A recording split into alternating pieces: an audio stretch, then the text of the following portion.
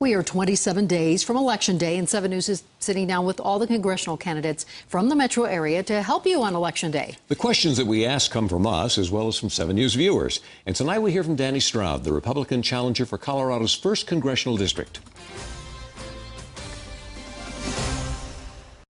This question comes from a 7 News viewer. They want to know what issue that your opponent's party supports would you be willing to compromise on in a bipartisan way to move the country forward?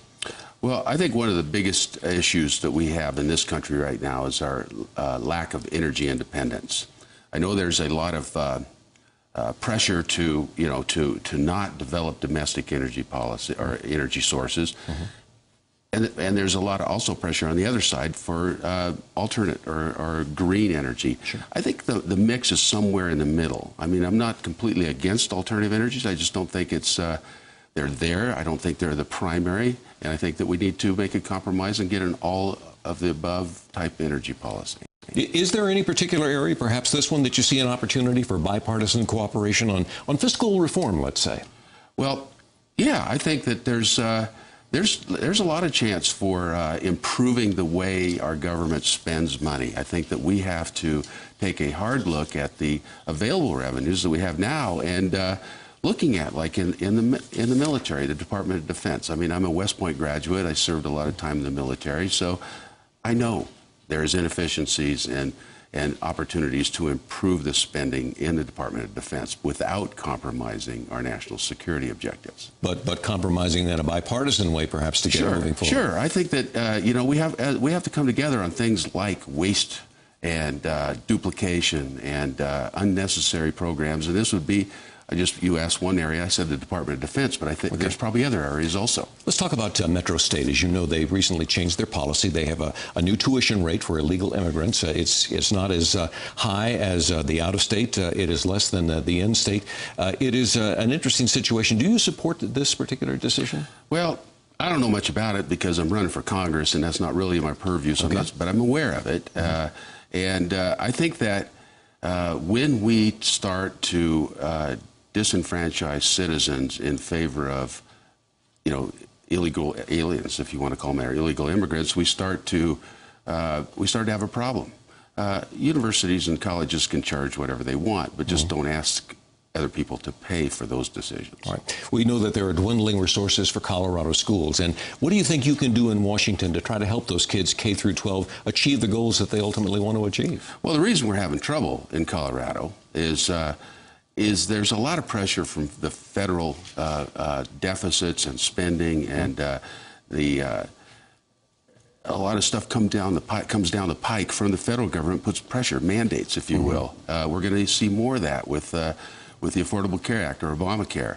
What that does is that the state has to make decisions and make priorities, and it really puts a lot of pressure on the education budget. Even though I do think that they could probably improve the way they use their money also. Right. On the other end of the spectrum, it's estimated that by 2033 that Social Security revenues will not be able to keep up with what's being paid out. What kind of reform do you think is necessary right now to try to avoid that?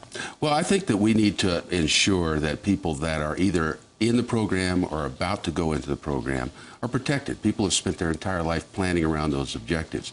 But now that we have a keen understanding that it's in trouble, we should make changes for those people going forward. Younger people have a different sort of pay-in program, restructure how it goes forward so that we can ensure that it's survivability in the long haul for everybody.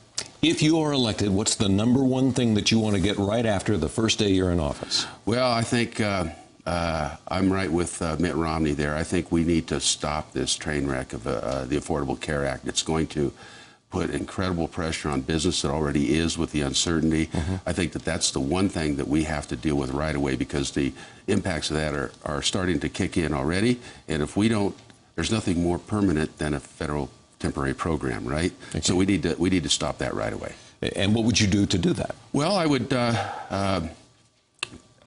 support any bills that would be to give exemptions to all the states. I would support a repeal process, and I'm assuming Mitt Romney is going to be our president, and I will stand behind him in his efforts to basically defund and neuter that program. All right, we want to give you 30 seconds to wrap up your thoughts, and you can talk directly to the voters if you want. Sure.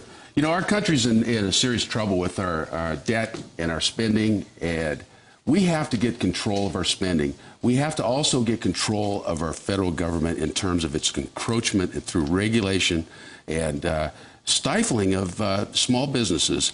We're crushing the middle class because businesses can't hire, they can't grow, they have this uncertainty. I think that we have to get our fiscal house in order. That's the one thing that will kill this country if we don't fix it right away. If you'd like to see this interview again, we're posting it on our website, thedenverchannel.com. You just go to thedenverchannel.com, click on Democracy 2012.